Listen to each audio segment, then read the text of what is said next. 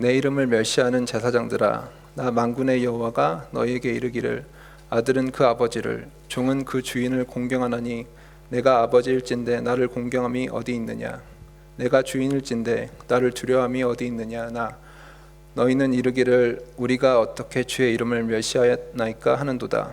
너희가 더러운 떡을 나의 제단에 드리고도 말하기를 우리가 어떻게 주를 더럽게 하였나이까 하는도다. 이는 너희가 여호와의 식탁은 경멸히 여길 것이라 말하기 때문이라. 만군의 여호와가 이르노라. 너희가 눈먼 희생 제물을 바치는 것이 어찌 악하지 아니하며 저는 것 병든 것을 드리는 것이 어찌 악하지 아니하냐? 이제 그것을 너희 총독에게 드려보라. 그가 너를 기뻐하겠으며 너를 받아주겠느냐? 만군의 여호와가 이르노라. 너희는 나 하나님께 은혜를 구하면서 우리를 불쌍히 여기소서 하여 보라. 너희가 이같이 행하였으니 내가 너희 중 하나인들 받겠느냐? 만군의 여호와가 이르노라. 너희가 내 제단 위에 헛되이 불사르지 못하게 하기 위하여 너희 중에 성전 문을 닫을 자가 있었으면 좋겠도다. 내가 너희를 기뻐하지 아니하며 너희가 손으로 드리는 것을 받지도 아니하리라. 다 같이 읽겠습니다. 만군의 여호와가 이르노라. 해 뜨는 곳에서부터 해 지는 곳까지의 이방 민족 중에서 내 이름이 크게 될 것이라. 각처에서 내 이름을 위하여 분향하며 깨끗한 제물을 드리리니 이는 내 이름이 이방 민족 중에서 크게 될 것임이니라. 아멘.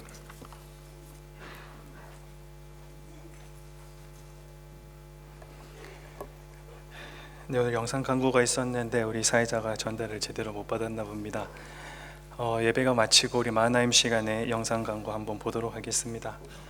8월 8일입니다. 8월 8일은 한국에는 입추, 이제 가을이 시작된다라는, 가을이 시작되는 계절이 왔다라는 그 시기들을 경험했습니다. 뉴질랜드는 바꿔서 놓고 말하면 이제 봄이 온다라는, 봄에 들어왔다라는 의미를 우리는 가지게 됩니다.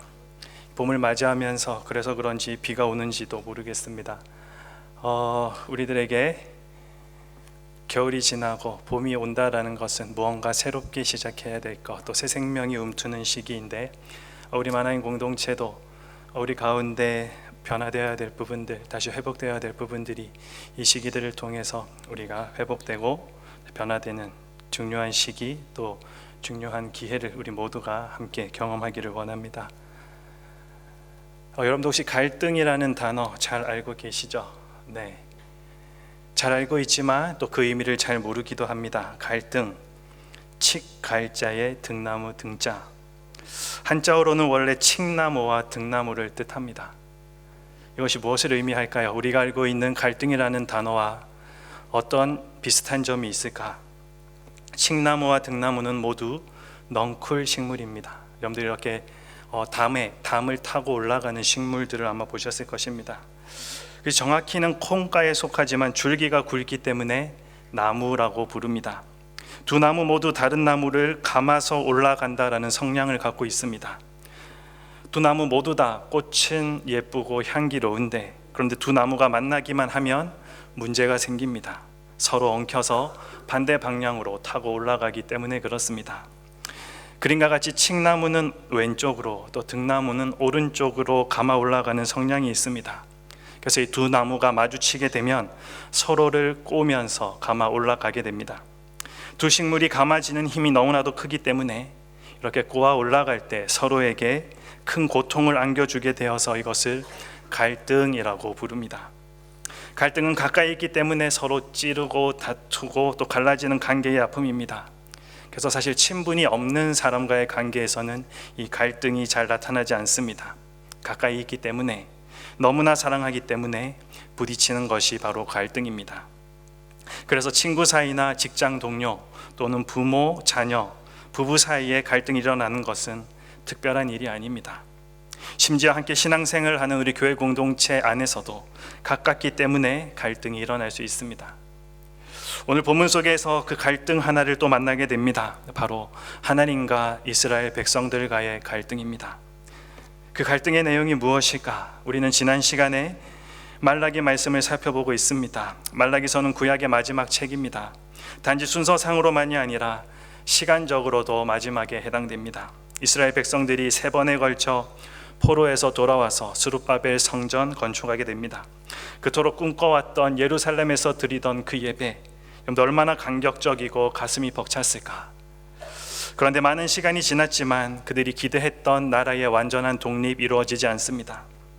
물질적인 복도 자신들의 생각대로 이루어지지 않고 있습니다. 그러자 하나님의 그 크신 사랑에 대한 은혜의 간격이 점점 더 묻어지고 또 신앙도 형식적으로 변해가고 있었습니다.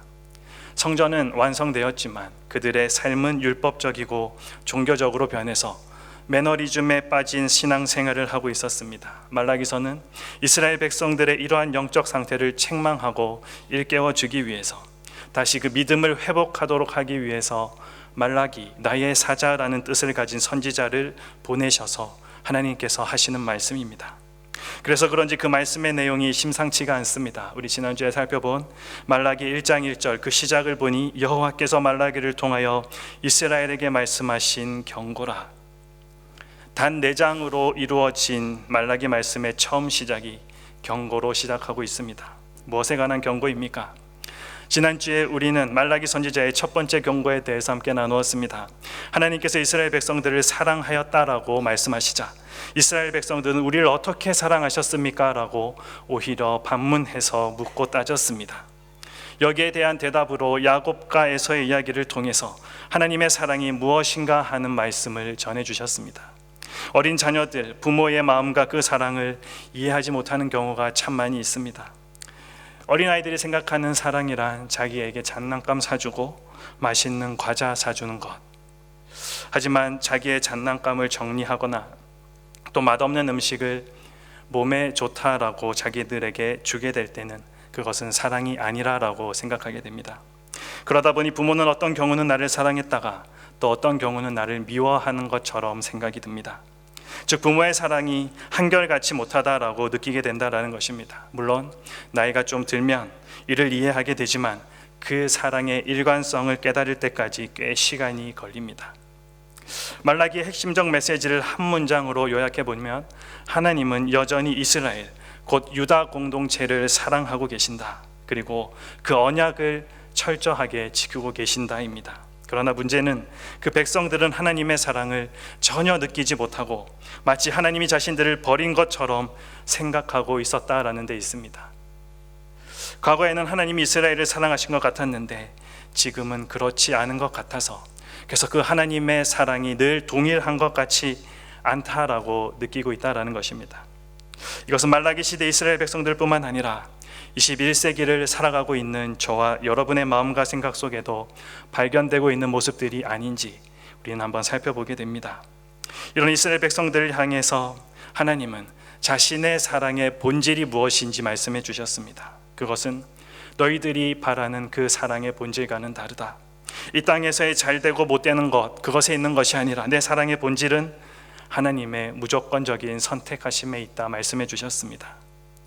우리는 하나님의 사랑과 은혜를 받을 자격이 되지 않음에도 불구하고 하나님은 그런 우리에게 먼저 다가오시고 또 그 사랑을 먼저 시작하셨습니다. 이 은혜를 주신 하나님에 대한 감사, 그리고 어찌할 바를 모르는 그 황송함이 있을 때 여기서부터 우리의 진정한 영적 회복이 시작되는 것입니다. 이스라엘이 이러한 하나님의 사랑을 지금은 깨닫지 못한 채 오히려 그 하나님께 따져 묻고 있지만 앞으로 그 사랑을 깨닫고 고백하게 될 것임을 말라기 선지자를 통해서 말씀해 주셨습니다. 그리고 오늘 말씀은 이스라엘 백성들이 하나님께 책망받는 두 번째 이유에 관한 말씀입니다. 앞에서 이스라엘 백성들이 우리를 어떻게 사랑했느냐고 하나님께 반격했다면 오늘은 그런 이스라엘을 향한 하나님의 반격이 시작됩니다. 그 내용이 무엇입니까? 6절 말씀입니다. 내 이름을 멸시하는 제사장들아, 나 만군의 여호와가 너희에게 이르기를 아들은 그 아버지를, 종은 그 주인을 공경하나니 내가 아버지일진데 나를 공경함이 어디 있느냐? 내가 주인일진데 나를 두려워함이 어디 있느냐? 하나님께서 이스라엘 백성들에게 말씀하시는 내용의 근거는 바로 예배입니다. 하나님 말라기 선지자를 통해서 더럽혀진 예배의 습관을 버리라라고 지금 말씀하고 있습니다. 그 당시 제사장들은 구별된 예배를 드리지 않고 편리에 의한 예배를 드렸습니다. 좋게 말하면 백성들의 편리를 도와줬던 것이고, 정확히 말하면 하나님에 대한 불순종이었습니다. 하나님이 정하신 그 규칙을 파괴하고 자기 멋대로 그 예배의 순수성을 파괴해버렸습니다. 그런데 이러한 책망을 들은 제사장들이 어떻게 반응하고 있습니까? 하나님 정말 잘못했습니다. 저희가 다시 한번 하나님의 말씀대로 회복하겠습니다 라고 말하지 않고 어떻게 이야기합니까? 6절 하반절에 너희는 이르기를 우리가 어떻게 주의 이름을 멸시하였나이까. 우리가 언제 주의 이름을 하찮게 여겼습니까? 우리가 언제 어떻게 하나님을 공경하지 않았습니까? 우리의 예배가 무엇이 잘못되었습니까? 라고 제사장들이 하나님께 대답하고 있습니다. 이것은 제사장들이 너무나도 뻔뻔스러웠기 때문에 그런 것 아닙니다. 실제로 제사장들은 자신들의 죄악에 대해, 자신들이 정말 지금 무엇을 하고 있는지에 대해 전혀 모르고 있었던 것입니다. 그렇기 때문에 선지자를 통해 선언되는 하나님의 정죄에 대해서 회개가 아니라 정면으로 반박하고 있는 것입니다. 우리가 도대체 뭘 잘못했습니까? 우리 매주 예배 드렸지 않습니까? 하나님께서 원하시는 대로 제물도 드렸지 않습니까? 그런데 왜 우리가 하나님을 하찮게 여겼다고 말씀하고 계십니까? 그들이 분명 하나님을 멸시하였음에도 불구하고 그것을 깨닫지 못하고 도리어 자신과는 전혀 상관없는 지적을 받고 있는 것처럼 언제 그랬습니까? 말하고 있습니다. 이것은 말라기 당시 이스라엘을 대표했던 제사장들뿐만 아니라 우리 모두가 저지를 수 있는 잘못이기도 합니다. 우리도 이러한 잘못하지 않도록 우리의 예배를 한번 돌아보아야 합니다. 그런데 제사장들은 하나님을 섬기는 일에 특별히 구별되어 세움을 받은 사람들입니다.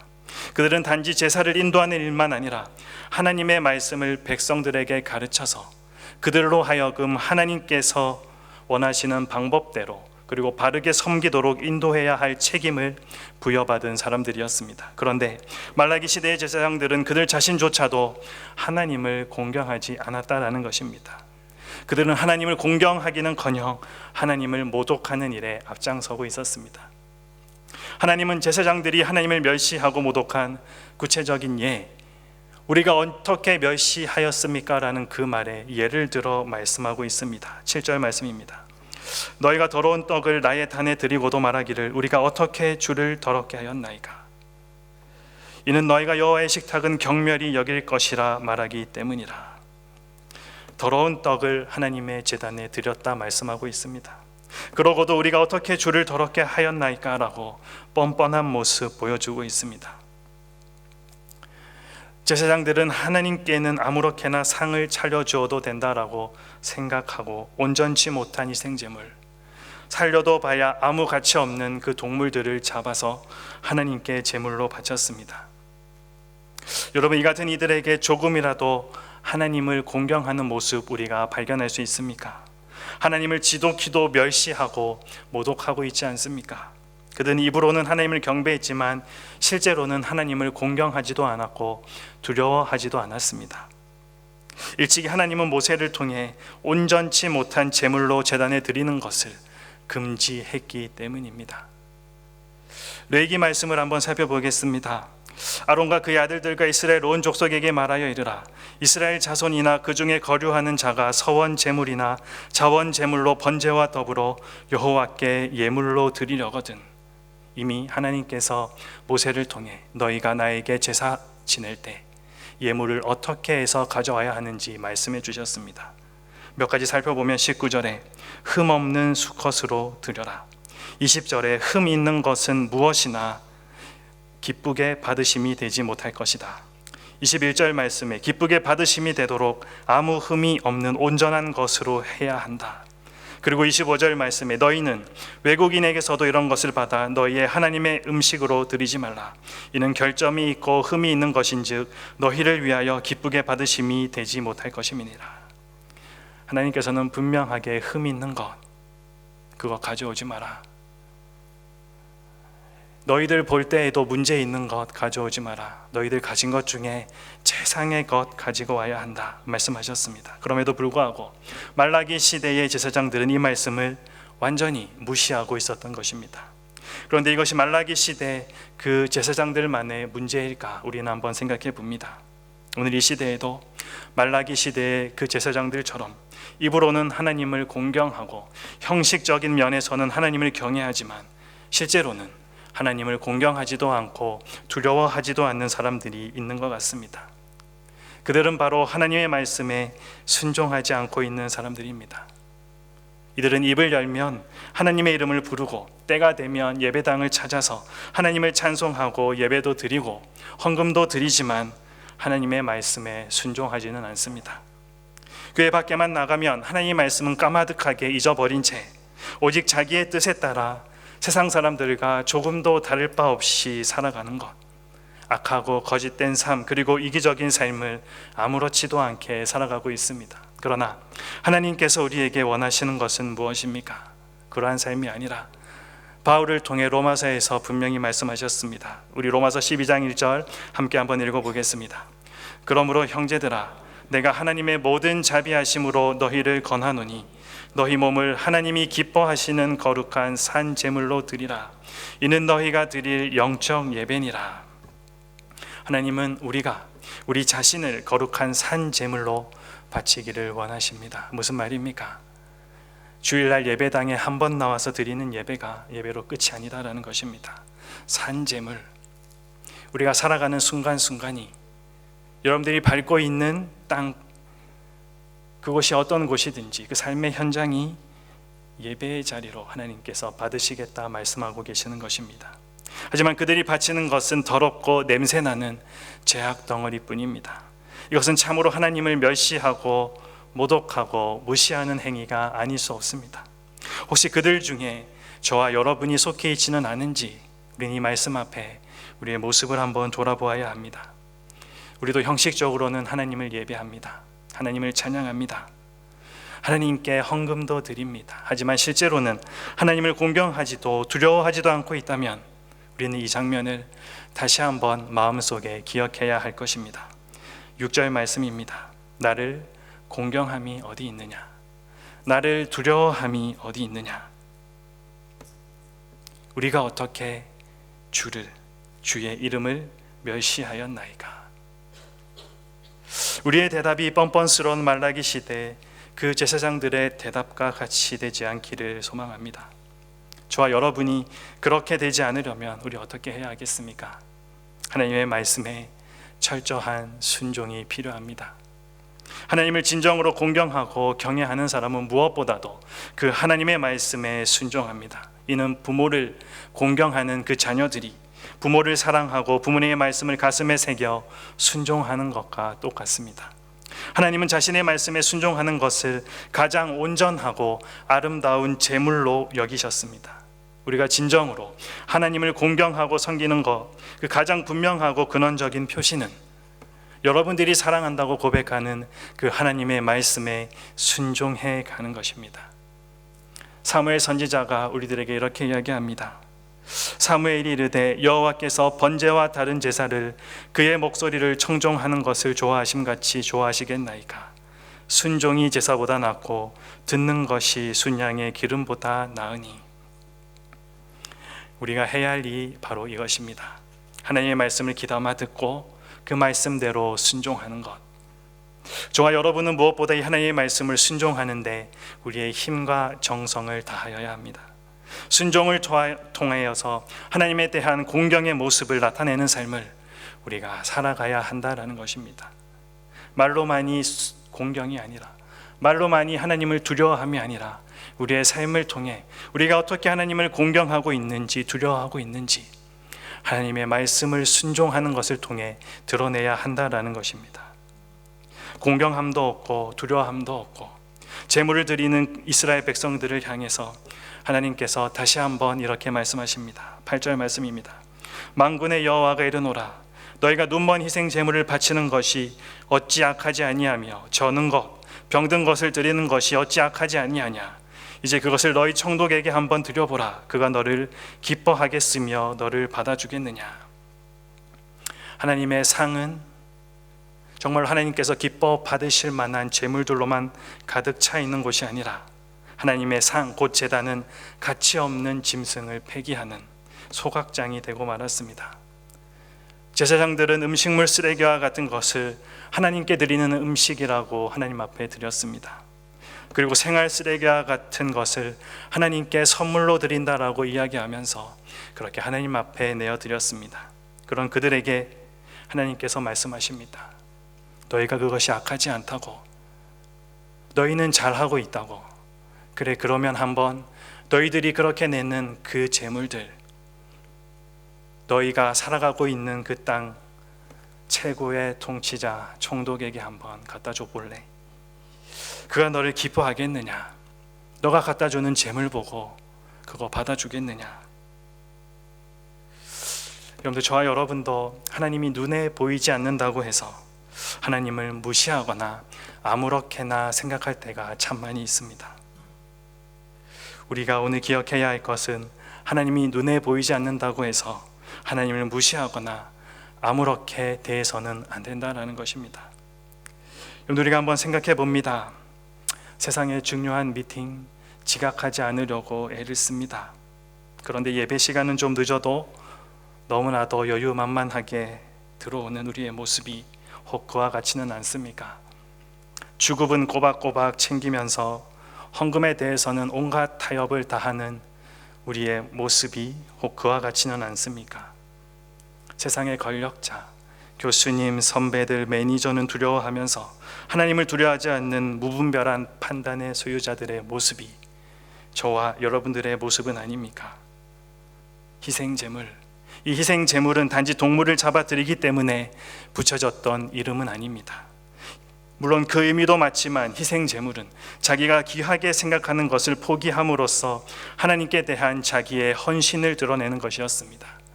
무슨 말이냐 하면 곧 자기를 희생하여 하나님을 섬기는 것이기에 그와 같이 희생제물이라 불렸다라는 것입니다.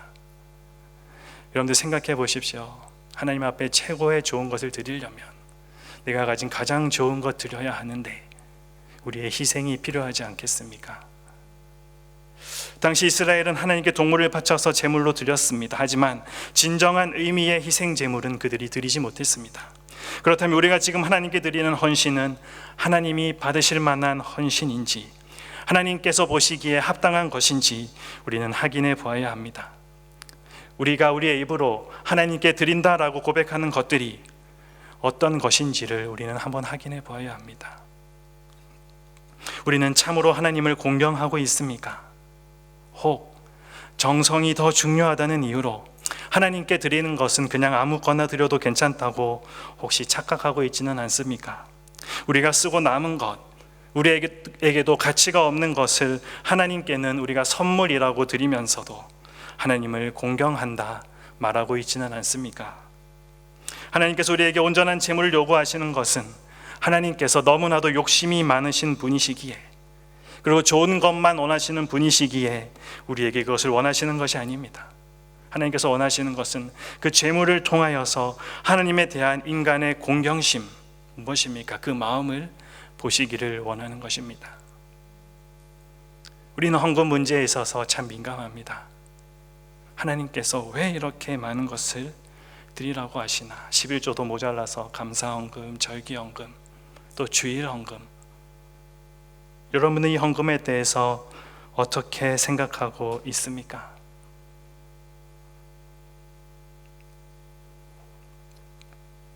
지난번에 한번 이런 이야기한 것 같습니다. 하나님은 저와 여러분을 이 땅 가운데 앵벌이 시키기 위해서 우리를 선택하신 것이 아닙니다. 앵벌이가 무엇입니까? 껌 나눠주고 초콜릿 나눠주고 가서 팔아라. 아이들 실컷 고생시켜 놓고 아이들이 팔아서 가지고 온 돈 챙겨서 가는 것, 그 아이들 시켜서 자기의 이익을 챙기는 것, 한국에 참 많이 있지 않습니까? 여러분, 하나님께서 저와 여러분을 그렇게 하기 위해서 이 땅에 보내신 것 아닙니다. 그렇게 하시기 원해서 우리들에게 헌금을 요구하시는 것이 아닙니다. 사실 하나님은 이 땅 모든 것의 소유자입니다.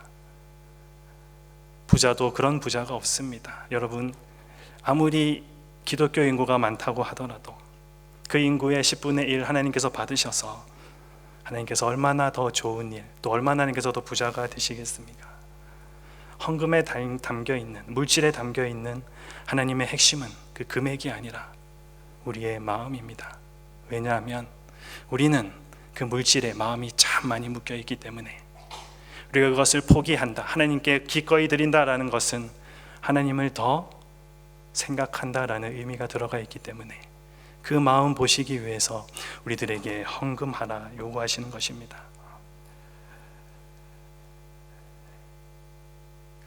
우리가 드리는 제사를 통해 하나님께서 받으시는 것은 바로 우리의 희생을 통한 헌신입니다.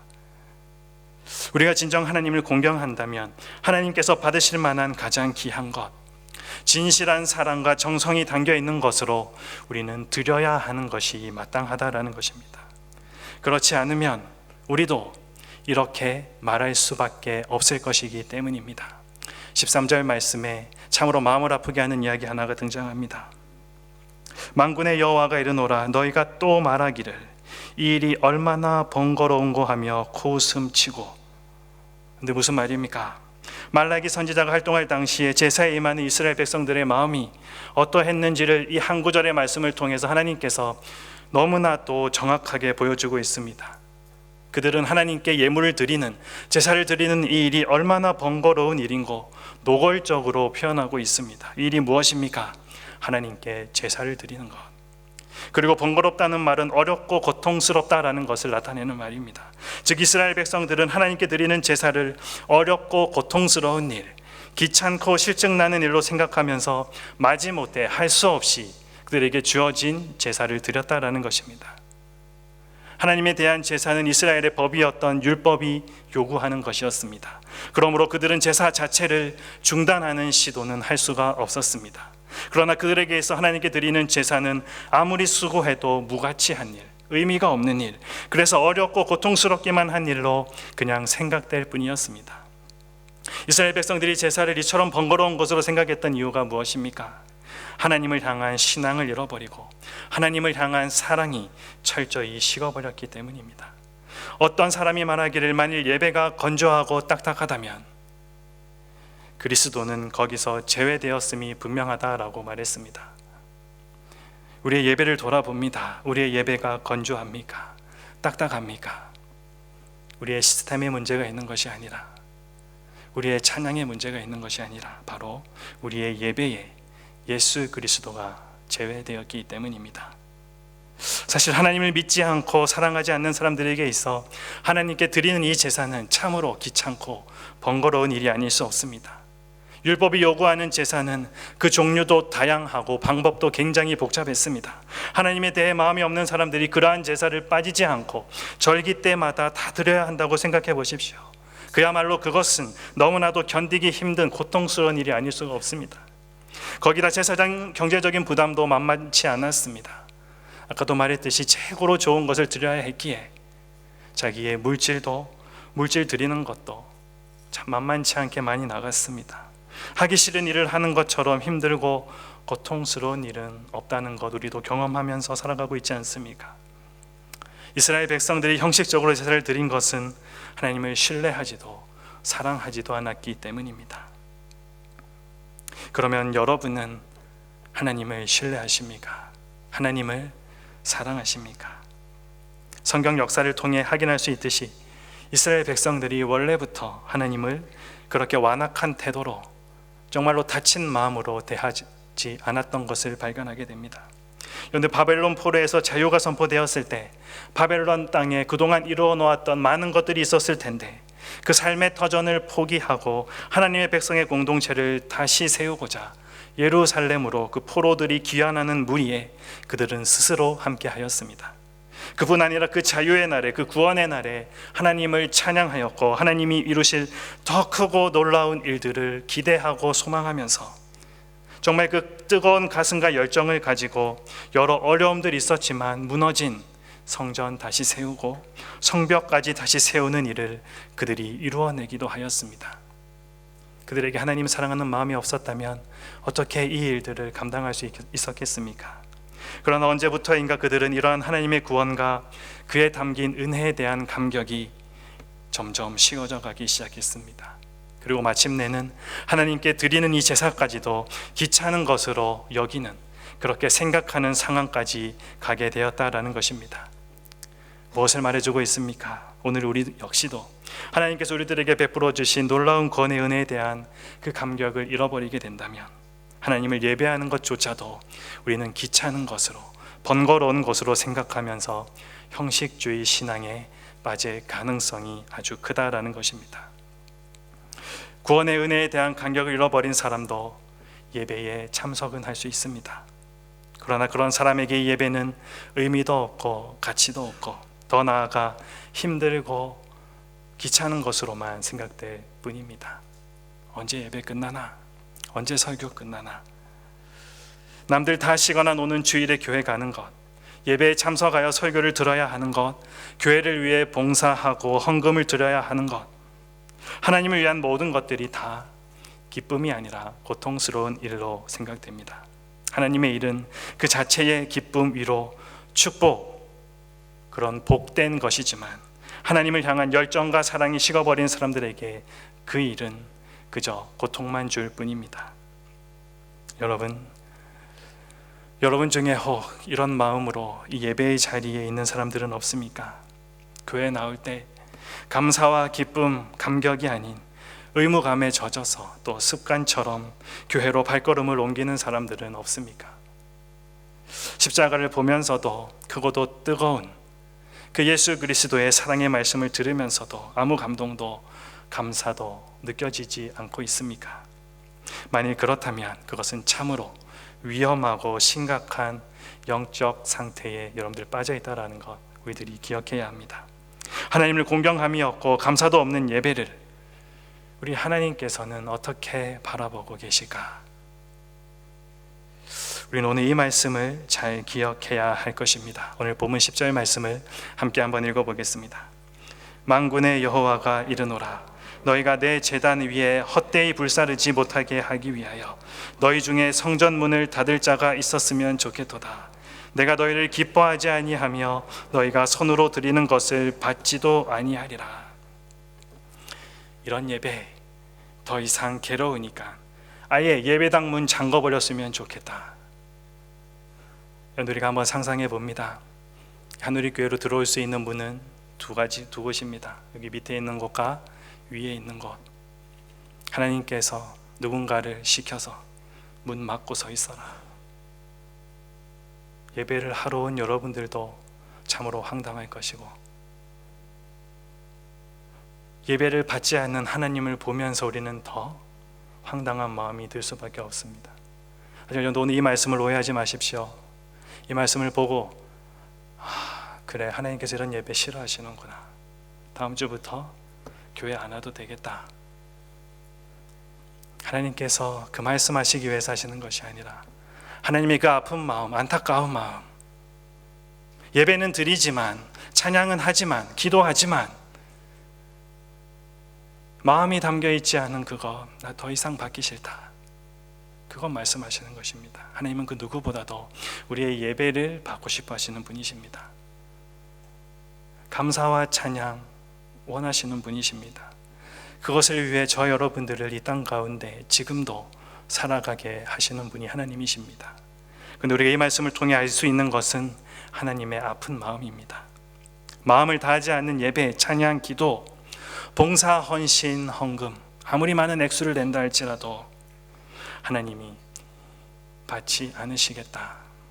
여러분, 우리가 그동안 열심히 하나님께 드린다고 드렸던 그 모든 것, 그런데 알고 보니 하나님께서 받지 않으셨다라고 우리가 생각해 본다면 우리의 마음이 어떻습니까? 오늘 말씀 앞에 우리의 예배에 대한 태도를 정직하게 돌아보기를 원합니다. 그리고 우리는 기도해야 합니다. 구원의 감격, 하나님 은혜에 대한 감사가 식어버리거나 없어지지 않게 하여 주시옵소서. 그것이 우리에게 있어서 세상 그 무엇과도 바꿀 수 없는, 정말 무슨 일이 있어도 잃지 말아야 할 하나님을 향한 진실한 사랑의 증거이기 때문입니다. 우리가 잘 아는 찬송 중에 이런 가사를 가진 찬양이 있습니다. 주께와 엎드려 경배 드립니다. 주 계신 곳엔 기쁨 가득, 무엇과도 누구와도 바꿀 수 없네. 예배 드림이 기쁨 됩니다. 여러분, 우리가 드리는 예배는 원래 이러해야 합니다. 예배드린 우리에게 얼마나 이 예배가 복된 것인지 이 찬양시는 우리들에게 너무나도 잘 보여주고 있습니다. 우리가 하나님께 드리는 예배는 소중하고 귀하고 복된 것이고 감격적인 것입니다. 그러나 우리의 마음이 구원에 대한 감격, 은혜에 대한 감사에서 멀어지면, 하나님을 향한 사랑이 식어져 있다면 우리들 역시도 예배를 가볍게 번거롭게 생각할 수밖에 없음을 우리는 꼭 기억해야 합니다. 참 예배에 대해서 오랜 시간 계속해서 말씀을 전했기에 여러분들은 생각하기에 또 오늘 그 말씀이구나, 또 우리를 책망한 것 같은, 뭐라고 하는 것 같은 말씀이구나 생각하고 또 돌아갈지도 모르겠습니다. 하지만 이 예배를 이렇게 강조하는 이유는 예배가 우리의 모든 것이기 때문입니다. 하나님의 자녀는 예배를 통해서 모든 것을 공급받습니다. 미안한 말이지만 여러분들 중에 누군가는 일주일에 단 한 번 이 오후 2시 예배가 여러분들 삶의 처음이자 마지막 예배로 드리는 사람이 있을지도 모르겠습니다.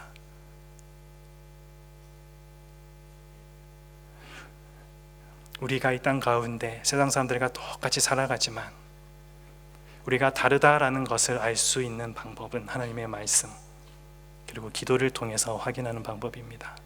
말씀과 기도가 없이는 이 세상 가운데 우리도 똑같이 살아갈 수밖에 없습니다. 하지만 우리가 늘 이 세상 가운데 살아가면서 우리의 생각이 오염되고 또 우리의 가치가 오염되지만 말씀과 기도를 통해서 우리의 모습을 다시 한번 점검하고 하나님의 자녀로 이 땅 가운데 어떻게 살아가는 것이 맞는가 확인하는 것이 예배의 자리입니다. 그렇게 예배의 자리는 너무나도 중요합니다. 신앙의 부흥은 예배의 회복입니다. 예배의 회복은 하나님과의 관계의 회복에 있습니다. 그리고 이 모든 출발점은 하나님 사랑에 있습니다. 하나님을 사랑하면 할수록 우리는 예배 드릴 수밖에 없습니다. 하나님을 사랑하면 사랑할수록 헌신하게 되어 있습니다. 오늘 말라기 선지자를 통해 주시는 이 경고의 메시지를 또 하나의 잔소리로 생각하지 말고 우리는 심각하게 받아야 합니다. 우리의 삶과 예배는 하나님이 정말로 기뻐 받으실 만한 온전한 예배인가?